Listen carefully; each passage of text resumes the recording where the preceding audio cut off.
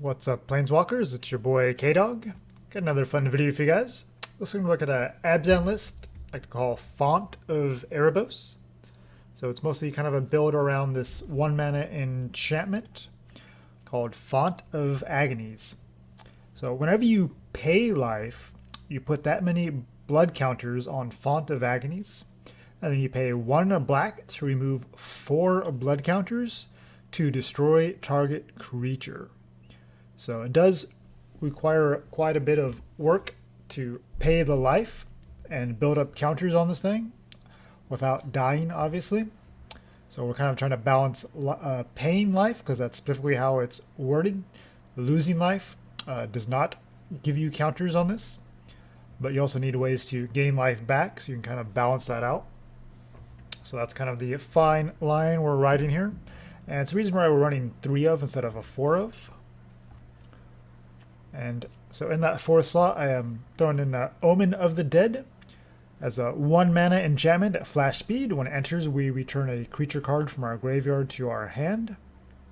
So we do have a lot of cheap creatures here that we'll want to maybe bring back in the later game, try to get some extra value out of. And we do have a little bit of sacrifice fodder synergy that you'll see here. But it's not really a major part of the deck, so that's why we're just running it as a 1 of. We do have a little bit of devotion theme here as well, so having these enchantments with black mana certainly help towards that.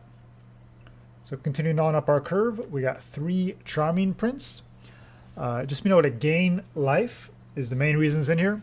Also, in the early turns, it lets us scry, so it kind of fixes our draws.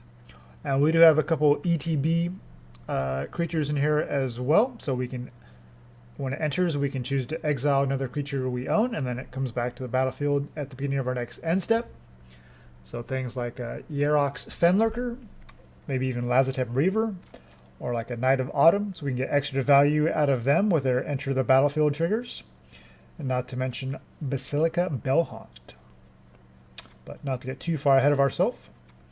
So continuing on with our 2-drops, we're running 3 Lazotep Reavers. Just a nice 1/2 that makes a 1/1 token when it enters the battlefield. So 2 mana, we'll basically get to put 2 creatures on board, which will come in handy with some of our other synergies here, you'll see. 3 Yarok's Fenlurker at black. It's just another useful card for devotion theme that we have going on. And having our opponent exile a card from their hand, so it's a great play on turns, on the early turns, like 2 or 3. And if our opponent's more of a mid-rangey controlling deck and they're having cards in their hand at all times, then Charming Prince with Yarok's Fenlurker is a nice way to kind of thin our opponent's options. And looking at some of our sacrifice fodder here, we're running 2 Final Payments.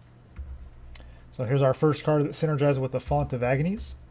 It's a 2-mana instant, but whenever we, as an additional cost to cast a spell, we pay 5 life, or sacrifice a creature or enchantment. And we get to destroy target creature for this sacrifice.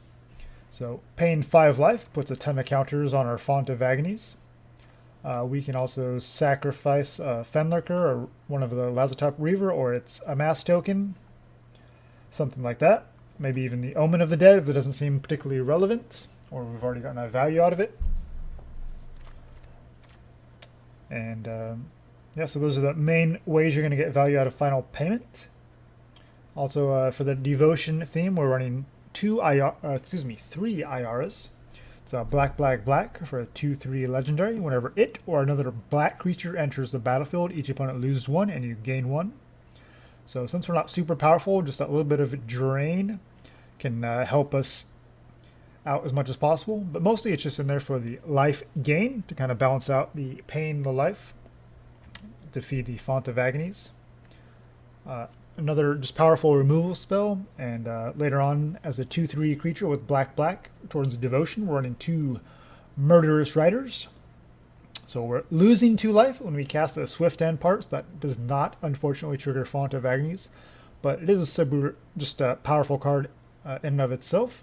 And with the black for the devotion, that's quite synergistic with some of our other cards as well. Running 3 Oath of Kaya, just a nice life gain and removal spell at the same time. We're only running the one Planeswalker, which you'll see here in a little bit. So mostly it's just in there to remove creatures with 3 or less toughness, and to gain us a little bit of life back for all the life that we're going to be paying. Continuing on that theme, we are running 2 Knight of Autumns. That's another way to gain some life back. We can also use it to destroy target artifacts or enchantments. Or if we just need a creature to help us close out the game, we can put 2 +1/+1 counters on it. And our devotion payoff here is Erebos, which we're running as a 2 of because it is a legendary. 5/6 indestructible. As long as your devotion is less than 5, it's not a creature. But whenever another creature you control dies, we can pay 2 life to draw a card. So when we do this, we pay life, which triggers our Font of Agonies, putting counters on it. And we also draw a card at the same time, so great synergy there. That's why it is here in the deck. Running 2 Basilica Bell-Haunt, force our opponent to discard a card. And mostly it's in here for the life gain and the black devotion. So our 1 Planeswalker is Sorin. So it adds a little bit of devotion here with the 1 black. Also, it's mostly in here for life gain. As long as it's our turn, creatures and Planeswalkers you control have lifelink. You can +2 to deal 1 damage to target player or Planeswalker. And of course, lifelink means you will gain that life back from the damage you're dealing. And you can also -X to get back one of your creatures. So particularly your 2 and 3 drops. That's going to be your primary target here. Or later on, if you've plussed it once or twice, then you'll be able to get like maybe like a Bell-Haunt or something like that back. And to our top of our curve, we're running 2 Doom Whispers. It's another way to pay life to trigger our Font of Agonies. And just having a 6/6 flying trample, it's kind of a way to close out the game. Another way to pay life is with the Underrealm Lich. It's a 4/3 for 5, but it has to have some pretty powerful abilities. The first one is if you would draw a card, instead of look at the top 3 cards of your library and put 1 into your hand, the rest go into your graveyard. So it is some graveyard fuel, which not really a big theme in our deck.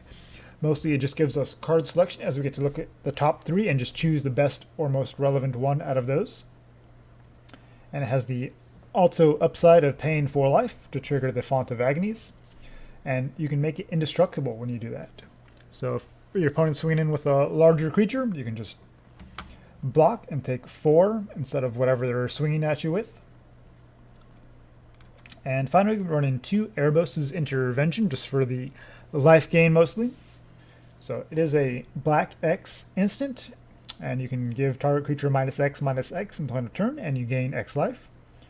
And occasion might be relevant to exile up to twice X target cards from graveyards. So if your opponent's heavy on the escape mechanic or something like that, then you can use the other half of Erebos Intervention.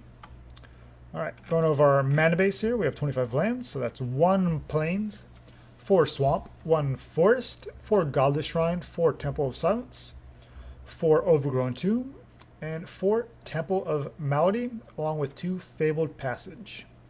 So we are pretty heavy on the black, but we do want to make sure that we have the white and green when we need them in some of the earlier turns.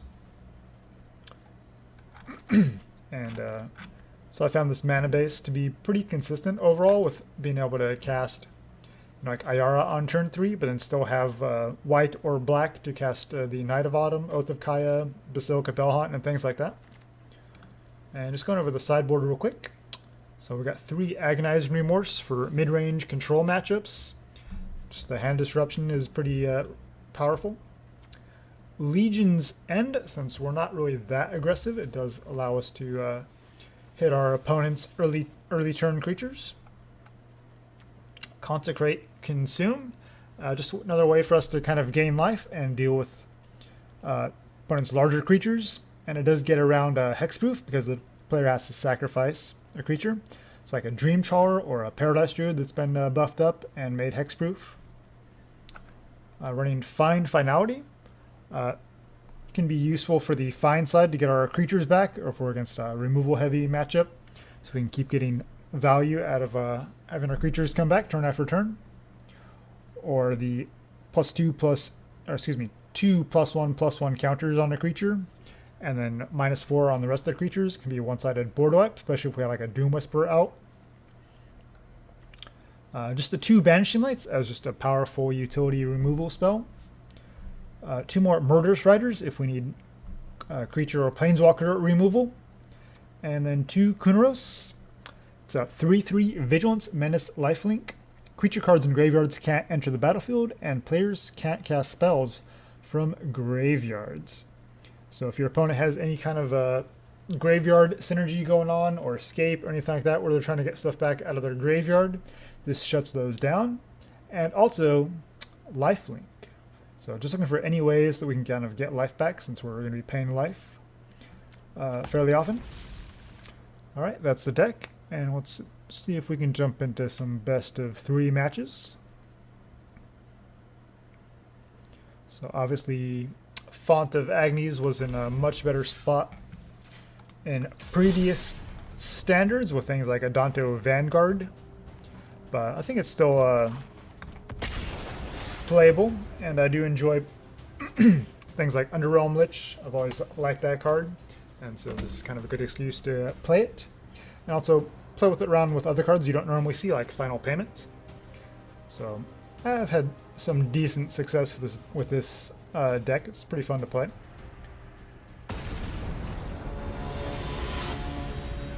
So Historic might actually be a better fit for it right now, but let's see if we can make it work in Standard up against Taurus 2/1/1.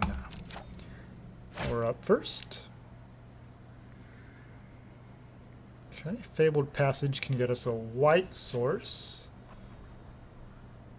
but our best bet is probably just to get this Fenlurker down on turn 2. So I think we'll Temple and Overgrown Tomb, and follow it up with a Fabled Passage on 3 or 4, depending on where we're at, and go from there.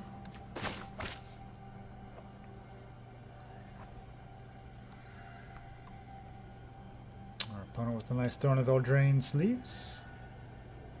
Looks like they're having to mulligan a little bit. Alright, so lead off with Temple. Looking for a white source. We would have 1 Oath of Kaya, so put that to the bottom. A Godless Shrine or something like that would be pretty ideal. Okay, Temple of Plenty. There's Erebos. Alright, I think we'll try to get our Fenlurker value down right away. See what our opponent follows up with. Exile and a Plains, okay. Paradise Druid.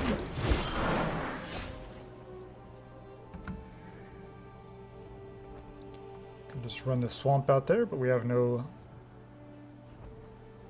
Doesn't seem that relevant here, because the Fenlurker can trade with Paradise Druid anyway.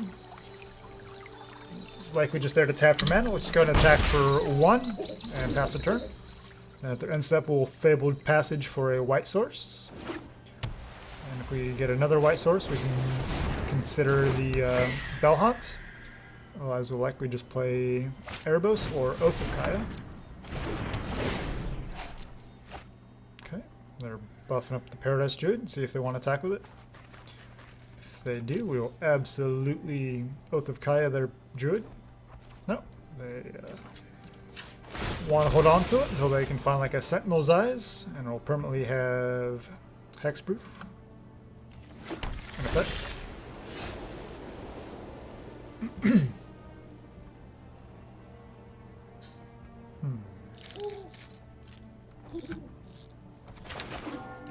gonna try to hit their hand here, so let's go ahead and Bell-Haunt.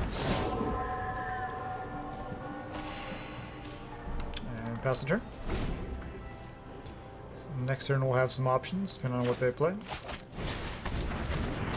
Okay, looking for a card draw. They found the Sentinel's Eyes, or they had it all along. Just attacking with the Envoy.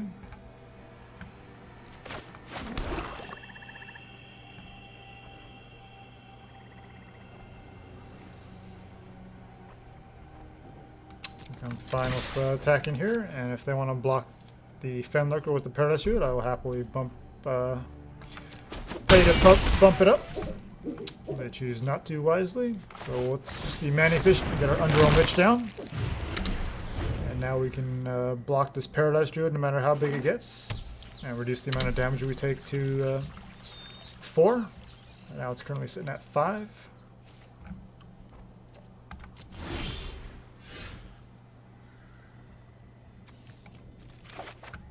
Okay, Charming Prince. Seems reasonable.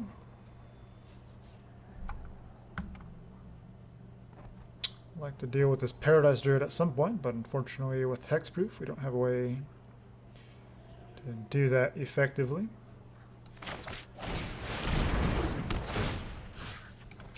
Well, we can at least get rid of that. They're not going to get the cost reduction on their enchantments. Let's crash in with these two and just kind of force them to make a decision on when they want to block.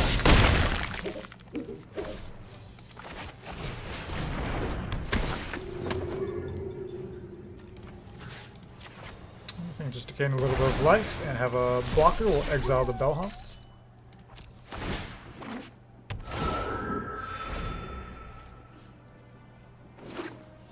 Opponent drawing lands. Okay.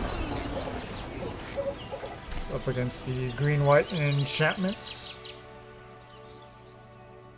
Looks like they're focusing on the Paradise Druid, kind of a Boggle style. So definitely want to bring in our Consecrate Consume so we can deal with that.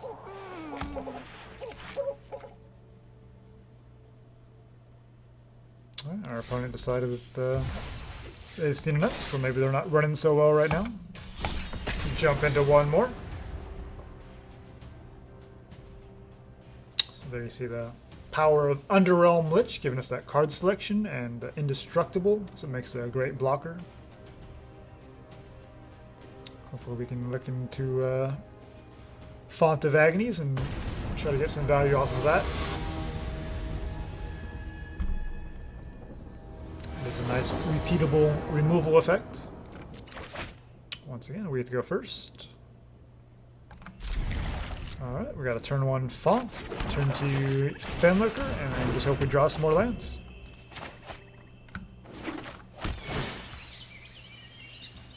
Okay, once again, we're up against the green-white enchantments.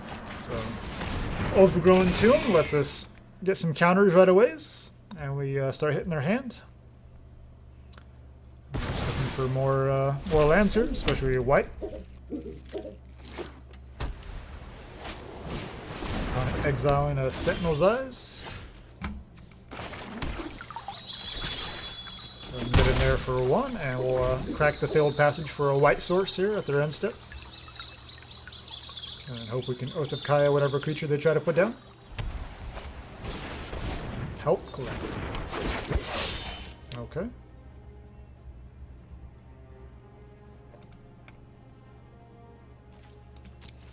I think with Season of Growth, we just want to try to hit whatever creatures they put down.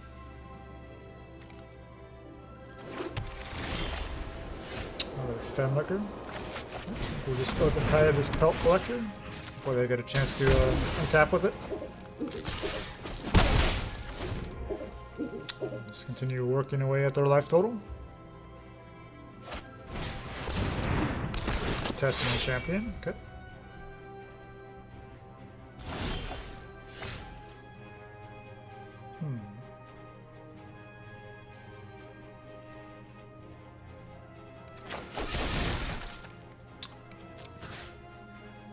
Pay the 5 life. Put a bunch of counters on our Font of Agonies. Get rid of that. Crash in for 1 more, and now our Font of Agonies is loaded.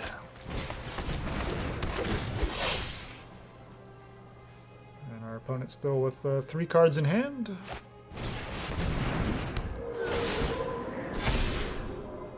Dryad of the Lycian Grove.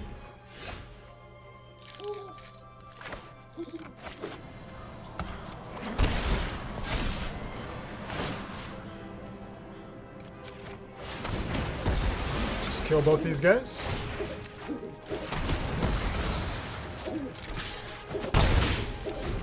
Let's try to keep the board nice and clear so they can't get the Season of Growth value. Nice.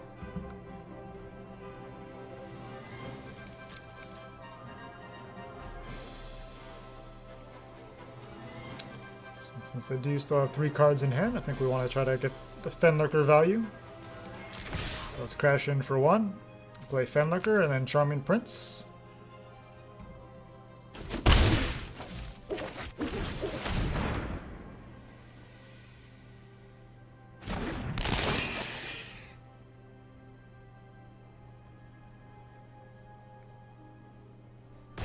Warbriar Blessing. Alright.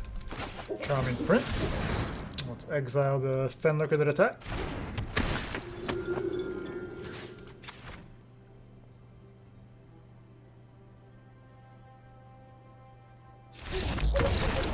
Alright. So there you can see the power of Font of Agonies there. Put in some work against a pretty powerful deck. Fenlurker's just chipping away at their hand and their life total. So we weren't really pressuring our opponent, but we put them in a spot where they couldn't really do much to us.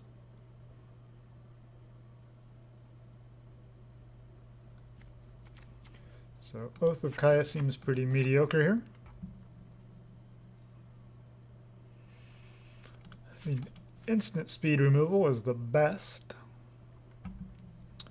Do you want these Consecrate consumes for any sort of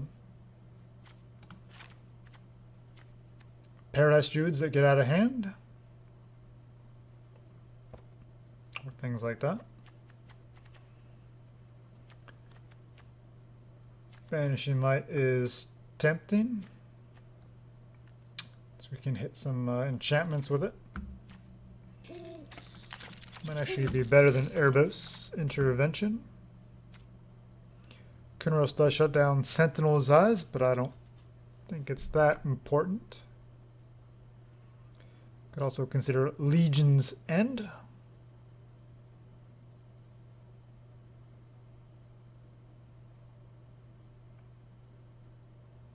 Yeah, I think we'll try like this though. Yeah, pretty sweet showing from our deck there. On to game 2 against Low Bolts.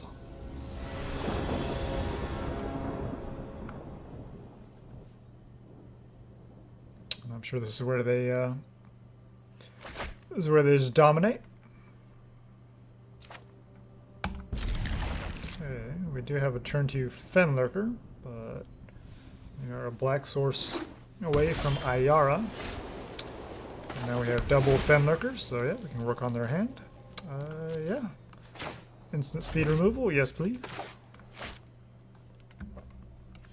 Whenever they go to enchant one of their creatures, we can just kill it in response. Put that Fenlurker down. Let's get 1 card out of their hand.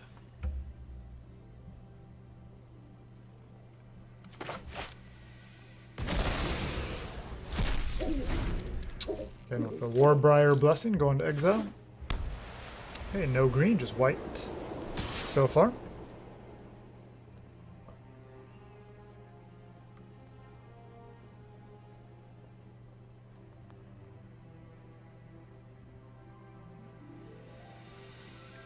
Opponent deciding if attacking is worth it here. Or maybe they have some kind of a Karametra's Blessing or some kind of instant speed effect that they're mulling over. The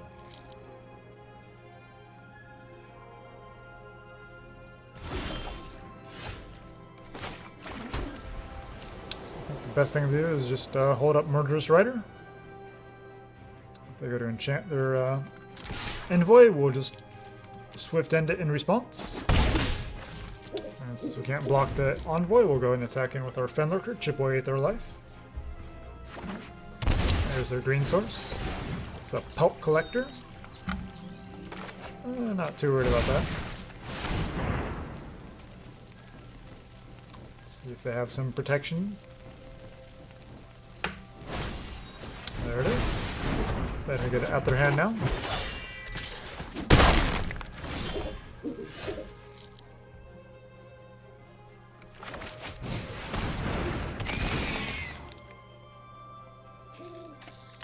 chipping away at their hand. Plains.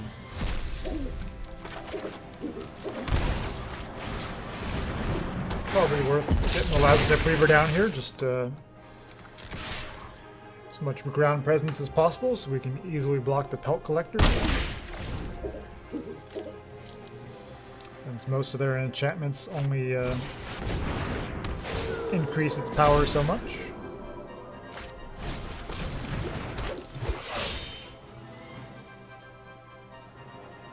Okay, now we're in a pretty defensive spot.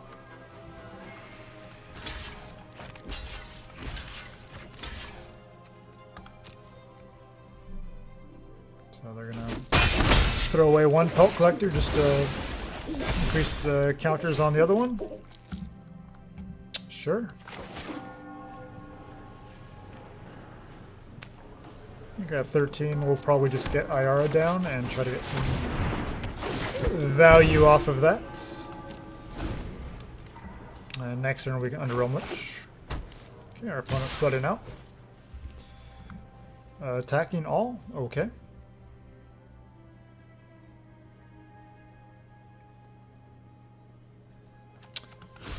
I think at this point I'm more worried about the Pelt Collector. That's a pretty easy block.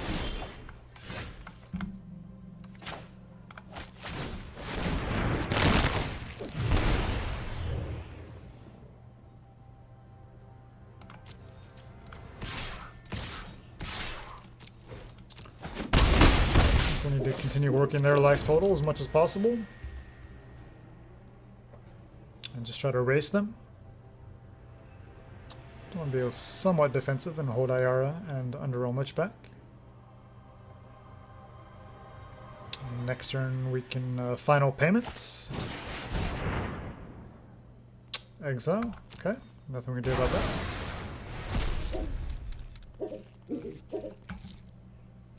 They do get the Scry. Guess we probably should have Ayara'd in response, but that's okay. Still in a decent spot.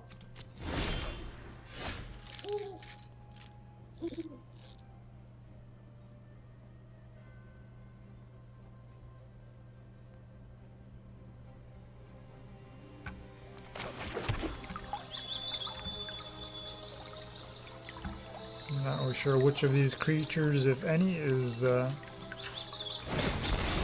more dangerous.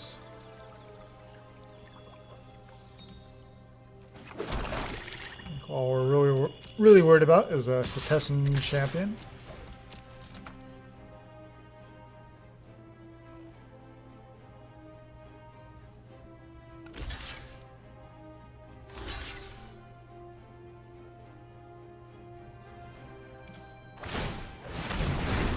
Okay, we can buff that. Take out.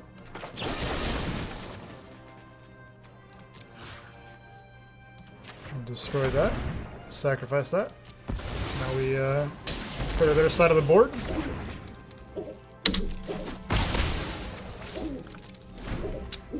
We still have 3 creatures and a backup Ayara in hand.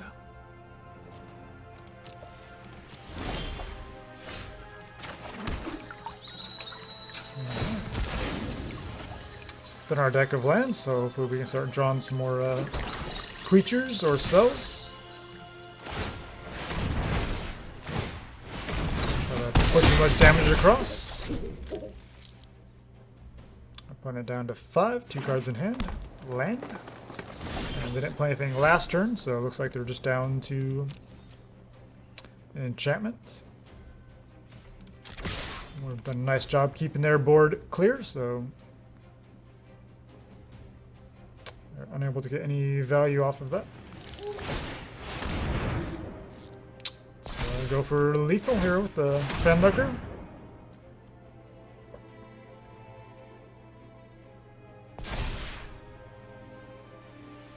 Okay, our opponent has some kind of nope. Alright, and we got there. Wow, so Yarok's Fenlurker putting in quite a bit of work there, hitting their hand and then coming in through later with the activated ability, the extra points of damage. So yeah, hope you guys enjoyed a fun little Abzan list here, playing around with some cards you don't normally see. Maybe you guys can give it a try. And yeah, thanks for watching, and we'll see you in the next one.